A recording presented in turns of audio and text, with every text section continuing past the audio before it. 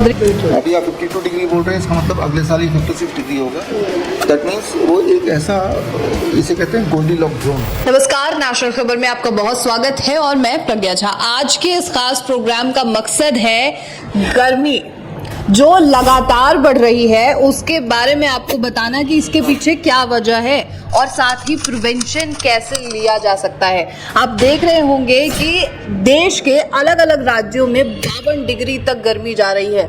इसके पीछे क्या कारण है कि हर साल ये गर्मी लगातार बढ़ती जा रही है, इसका टेम्परेचर बढ़ता जा रहा है, क्या वजह रही है इसके पीछे, और अगले साल जो गर्मी होगी हो सकता है वो इससे भी ज्यादा गर्म हो। भारत देश में इतनी गर्मी क्यों पड़ रही है, जानकारी लेते हैं। हमारे साथ मौजूद होंगे अभी डॉक्टर विश्वरूप रॉय चौधरी, जिन्हें किसी भी तरीके की परिचय की कोई जरूरत नहीं है। हम सभी डॉक्टर विश्वरूप रॉय चौधरी को बहुत अच्छी तरीके से जानते हैं। सर, आपका बहुत स्वागत है। थैंक यू, धन्यवाद। एंड हीट वेव को लेकर जो है आपकी एक पहले ही हम प्रोग्राम जो है वहाँ हमारे चैनल पर है, काफ़ी सारे लोग देख भी चुके हैं। लेकिन सबसे पहले सवाल यही है कि आखिर क्यों इतनी तेज़ी से गर्मी बढ़ रही है? आपको क्या लगता है इस पर? देखिए, अगर आप अपने जब से आप कॉन्शियसनेस में हैं और जब से आप अवेयर हैं, बहुत छोटा बच्चा, वो वाली मेमोरी तो आपकी नहीं होगी, लेकिन बचपन से आप देखेंगे तो लगभग एक टाइम था जब गर्मी में गर्मी पड़ती है, सर्दी में सर्दी पड़ती है, और वो कंसिस्टेंट रहता है। पिछले 3-4 साल 5 साल में ये देखा होगा कि वो ट्रेंड में हर साल it is worse than the previous year. अभी आप 52 डिग्री बोल रहे हैं, इसका मतलब अगले साल ही 56 डिग्री होगा। दैट मीन्स वो एक ऐसा, इसे कहते हैं गोल्डीलॉक्स जोन मेडिकल टर्म में। गोल्डीलॉक्स जोन का मतलब होता है जैसे पृथ्वी घूमता है ना, तो पृथ्वी में ज़िंदगी है, बिकॉज ये पृथ्वी जहाँ पे स्थित है अर्थ से उतनी दूरी बनाए है, ना तो बहुत गर्मी ना बहुत ठंडी। मरकरी है इतना पास में, बहुत गर्म है, तो वहाँ जीव नहीं पनप सकते। प्लूटो इतना दूर है कि बहुत ठंड, जुपिटर इतना दूर है कि बहुत ठंड, धूप ही नहीं है, तो वहाँ पे भी लाइफ नहीं हो सकती। लाइफ हो सकती है जब ना बहुत गर्मी ना बहुत ठंडी। इसे बोलते हैं गोल्डीलॉक्स जोन, एक जोन जो लाइफ को जिंदा रखने के लिए पॉसिबल है। एक गर्म और ठंड के बीच का एक माहौल पहले, है ना। जैसे मार्स प्लैनेट, वो भी गोल्डीलॉक्स जोन में आता है, राइट। तो इसलिए मार्स में एक उम्मीद की जाती है यहाँ जीव बन सकते हैं या यहाँ पे रहा जा सकता है, क्योंकि ना तो बहुत गर्मी ना बहुत ठंड, एक बीच में ये चांद है, बहुत गर्मी बहुत ठंड नहीं है, तो वो भी गोल्डीलॉक्स जोन में आता है, ठीक है ना। जब उस जोन से बाहर चले जाएंगे तो life can not exist, right. तो अब हम उस जोन के एक किनारे में आ गए, अर्थ में रहते हुए जुपिटर में जितनी गर्मी होनी चाहिए लगभग उस तरफ बढ़ते जा रहे हैं हम, राइट। यूँ मानिए, राइट। तो हम एक टेम्परेचर तक आपका बॉडी रेगुलेटरी सिस्टम है टेम्परेचर का, और जिस तरह से आप अपने घर के एसी को कम ज़्यादा कर सकते हैं, बॉडी आसपास के तापमान को देखते हुए अपने तापमान को एक लेवल में मेंटेन कर सकता है। 40 डिग्री सेल्सियस बोल सकते हैं, 104 डिग्री सेंटीग्रेड तक के बीच में मेंटेन कर सकता है कि भाई इससे ज़्यादा अगर बाहर का टेम्परेचर होगा भी तो बॉडी उसको मेंटेन करेगा। लेकिन अगर टेम्परेचर एक लेवल से ज़्यादा बढ़ जाएगा तो बॉडी मेंटेन नहीं कर पाएगा, बिकॉज बॉडी का जो थर्मोस्टेटिक बैलेंस है वो बिगड़ जाएगा। बॉडी का इंटरनल टेम्परेचर कंट्रोलिंग मैकेनिज्म वो ही अपने आप में ख़त्म हो जाता है, राइट। तो जिस तरह से जब गाड़ी चलाते हैं तो इंजन गर्म होती है, लेकिन आपका रेडिएटर उसको ठंडा भी करता है। लेकिन अगर एक लिमिट है रेडिएटर के भी ठंडा होने कराने का, वो लिमिट क्रॉस हो जाएगा तो रेडिएटर भी हेल्प नहीं कर पाएगा, तो इंजन सीज हो जाता है। तब आप बोलते हैं गाड़ी गर्म होगी ठंडा होना था, तब बोलते हैं गाड़ी में पानी फेंको और उसको ठंडा करो तभी आप वो चले, करते हैं ना। तो same is true for the human body also, for that matter same is true for any animal even plants. तो ये this is heat wave, right. और रहा सवाल आपने जो पूछा हीट वेव क्यों हो रहा है, इसे कहते हैं ग्लोबल वार्मिंग। पूरा ग्लोब गर्म होता जा रहा है हर बार। गर्म क्यों हो रहा है? क्योंकि जो गर्मी है वो ट्रैप करने के लिए जो गैसेस हैं वो गैसेस बढ़ते जा रहे हैं। वो कौन कौन से गैसेस हैं? एक गैस तो वो है जो इस वक्त आप और मैं दोनों प्रोड्यूस कर रहे हैं, that is carbon dioxide. Carbon dioxide में हीट एब्जॉर्प्शन की कैपेसिटी होती है, हीट को मेंटेन रखने की कैपेसिटी होती है। तो ज़्यादा कार्बन डाइऑक्साइड मतलब ज़्यादा हीट संरक्षित रहेगा और ज़्यादा गर्मी बनी रहेगी, राइट। नंबर 1। नंबर 2, इससे भी ज़्यादा एक स्ट्रॉन्ग केमिकल है CH4, मीथेन। अब हम जिंदा है तो खाएंगे भी, खाना खाएंगे तो डाइजेशन प्रोसेस भी होगा, हम हो या एनिमल हो, तो उससे मीथेन बनता है, जो ऑटोमेटिक प्रोसेस है। तो मीथेन की मात्रा अगर बहुत बढ़ा दिया जाए तो वो मीथेन भी गर्मी को एब्जॉर्ब करने की क्षमता रखता है, यानी गर्मी को डिसिपेट नहीं होने देता, उसको रोक के रखता है एटमॉस्फेयर में। तो इंसान की पॉपुलेशन 800 करोड़ तो है ही है, लेकिन इंटरेस्टिंग बात यह है कि इंसान करीब 350-400 करोड़ तो जानवर खा जाता है हर साल। भेड़ बकरी और गाय भैंस और सुअर 5,000 करोड़ तो चिकन खा जाता है। उसके अलावा बाकी और छोटे मोटे जानवर और भी हैं। तो मेरे कैलकुलेशन हिसाब से 800 करोड़ रुपए लोग में अगर हैं तो हर एक हिस्से में एक गाय बराबर जानवर साल में एक बार खा लेता है वो, पूरे साल भर में। एक गाय 500 केजी का होता है, लेकिन उसमें जो निकालते हैं मीट वो 100 केजी का होता है, बाकी हड्डियाँ तो वो तो कोई खाता नहीं है। तो इसका मतलब उस तादाद में हर साल उतने एनिमल्स अननेचुरल तरीके से हम प्रोड्यूस भी तो कर रहे हैं, फिर उसको खिला पिला रहे हैं, घास वास जो भी खिला रहे हैं, तो वो घास उगाने के लिए हम नेचुरल रिसोर्स को वेस्ट कर रहे हैं। तो इससे वो जानवर जितना हर साल प्रोड्यूस कर रहे हैं, जो कि अगर हम नहीं खाते वो नॉन वेजिटेरियन, तो वो जानवर हम प्रोड्यूस नहीं करते। वो तो कैद करके ज़बरदस्ती हम इंड्यूस करके उसको बच्चा पैदा करवा रहे हैं। नेचुरली जानवर उतने बच्चे नहीं पैदा कर सकता, तो हमें इसलिए बच्चा पैदा करवाना है क्योंकि हमें खाना भी है इंसान को, राइट। इंसान वांट टू ईट इट। तो ज़्यादा जानवर अगर प्रोड्यूस हो जाएंगे तो ज़्यादा मीथेन गैस, ज़्यादा CO2 भी उस हिसाब से प्रोड्यूस होगा, और उससे दैट इज़ कंट्रीब्यूटिंग 40%।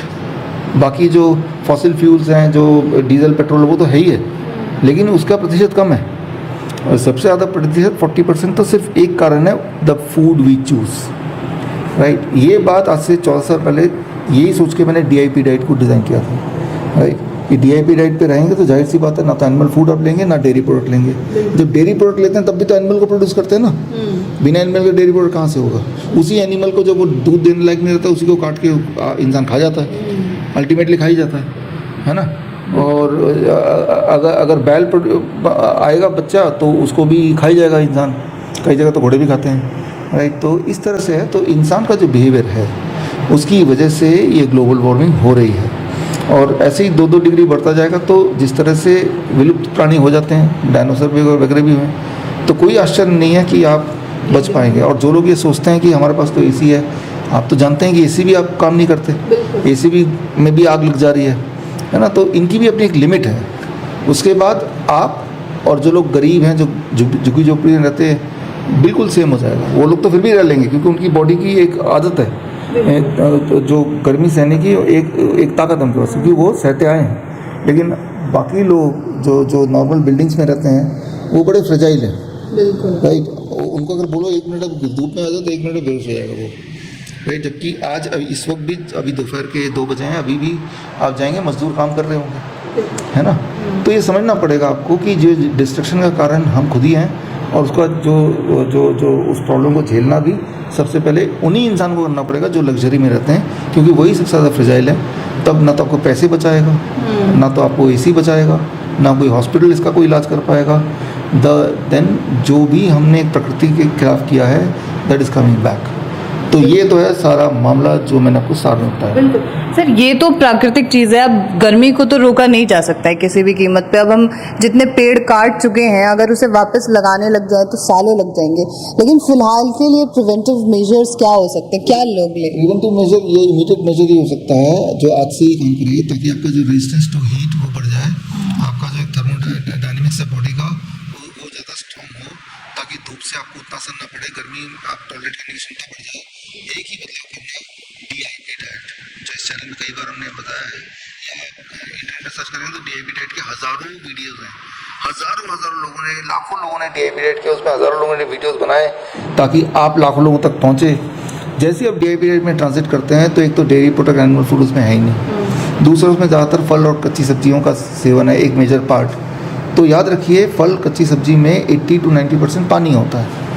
और जब आपकी जो धूप के अगेंस्ट रेजिस्टेंस बढ़ेगी, जब आप लिविंग वाटर लेंगे, लिविंग वाटर या तो झरने का पानी मिलेगा, या फल सब्जी में जो पानी ट्रैप्ड है कोकोनट वाटर में, दैट इज़ लिविंग वाटर। तो आपको सिर्फ इतना ही करना है कि आप DIP डाइट को अपनाओ। पहले तो उसको सर्च करो, देखो क्या है DIP डाइट, अपनाओ, और साथ में DIP diet plus coconut water 1 or 2 times a day।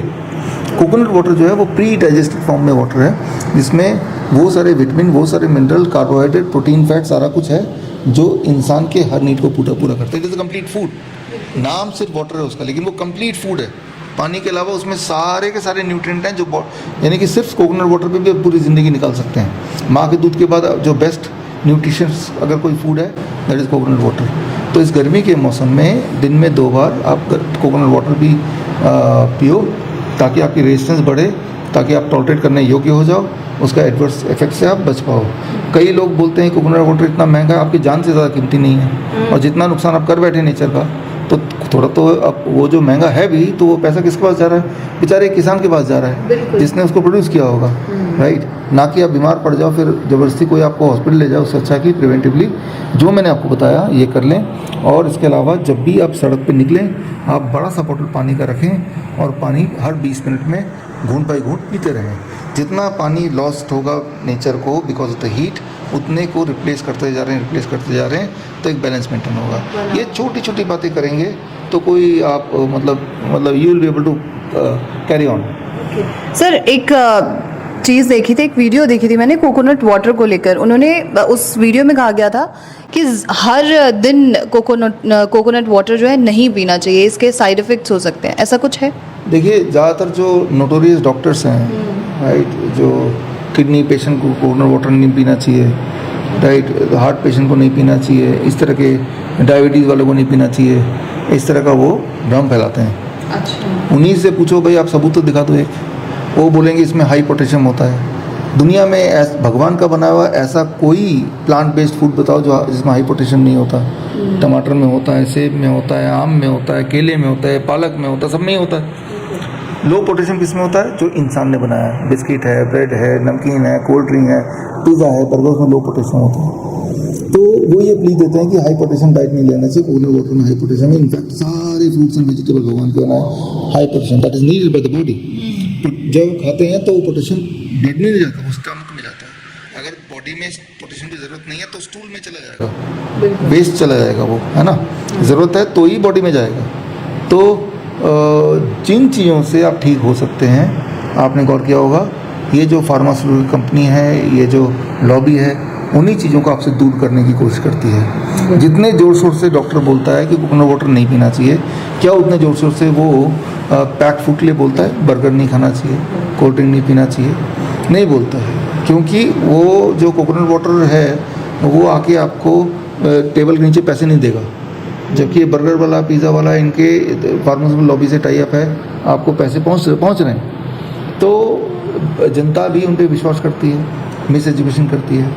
तो जनता को अब तो इंटरनेट के ज़माने में you can search for journals, या डॉक्टर से पूछ सकते हैं आपने ये खाने को मना किया, इसका कोई रिसर्च पेपर तो ला के दो। इसके विपरीत जो मैंने बोला इसका रिसर्च पेपर आप मुझसे ही मांग सकते हैं। तो वो आप मेरी किताब पढ़िए, the fish tank model for heart care. इसको पढ़ेंगे तो किसी न किसी पेज में आपको जो मैंने एक्सप्लेन किया उसके जुड़े हुए रिसर्च पेपर आपको मिल जाएंगे, जो पोटेशियम एक्सेट्रा जो बात मैंने बताई, है ना। तो सबूत जिसके पास है उसकी बात मानिए, बिल्कुल evidence based. Okay, thank you so much sir, thank you so much. Thank you. तो ये थी पूरी जानकारी हीट वेव को